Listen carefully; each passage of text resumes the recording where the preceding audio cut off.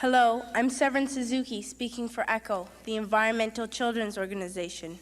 We're a group of 12 and 13-year-olds trying to make a difference. Vanessa Suttie, Morgan Geisler, Michelle Quigg, and me. We've raised all the money to come here ourselves, to come 5,000 miles to tell you adults you must change your ways. Coming up here today, I have no hidden agenda. I am fighting for my future. Losing my future is not like losing an election or a few points on the stock market. I am here to speak for all generations to come. I am here to speak on behalf of the starving children around the world whose cries go unheard. I am here to speak for the countless animals dying across this planet because they have nowhere left to go. I am afraid to go out in the sun now because of the holes in our ozone. I am afraid to breathe the air because I don't know what chemicals are in it. I used to go fishing in Vancouver, my home, with my dad, until just a few years ago we found the fish full of cancers. And now we hear of animals and plants going extinct every day, vanishing forever. In my life, I have dreamt of seeing the great herds of wild animals, jungles and rainforests full of birds and butterflies. But now I wonder if they will even exist for my children to see. Did you have to worry of these things when you were my age? All this is happening before our eyes, and yet we act as if we have all the time we want and all the solutions. I'm only a child, and I don't have all the solutions. But I want you to realize, neither do you. You don't know how to fix the holes in our ozone layer. You don't know how to bring the salmon back up a dead stream. You don't know how to bring back an animal now extinct. And you can't bring back the forests that once grew where there is now a desert. If you don't know how to fix it, please stop breaking it. Here, you may be delegates of your government, business people, organizers, reporters, or politicians, but really, your mothers and fathers, sisters and brothers, aunts and uncles, and all of you are someone's child. I'm only a child, yet I know we are all part of a family. 5 billion strong. In fact, 30 million species strong. And borders and governments will never change that.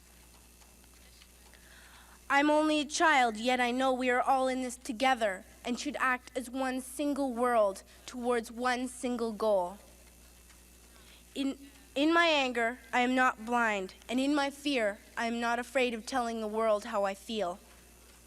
In my country, we make so much waste. We buy and throw away, buy and throw away, buy and throw away, and yet northern countries will not share with the needy. Even when we have more than enough, we are afraid to share. We are afraid to let go of some of our wealth. In Canada, we live the privileged life with plenty of food, water, and shelter. We have watches, bicycles, computers, and television sets. The list could go on for 2 days. 2 days ago here in Brazil, we were shocked when we spent time with some children living on the streets.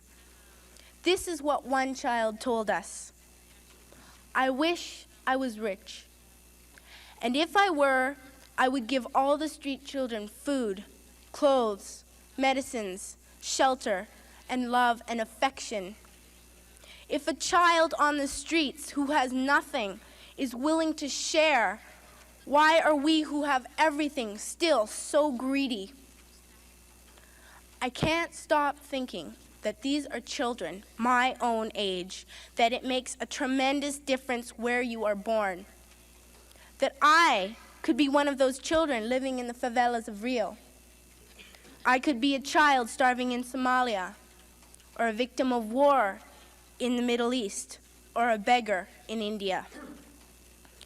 I am only a child, yet I know if all the money spent on war was spent on finding environmental answers, ending poverty, and finding treaties, what a wonderful place this earth would be. At school, even in kindergarten, you teach us how to behave in the world.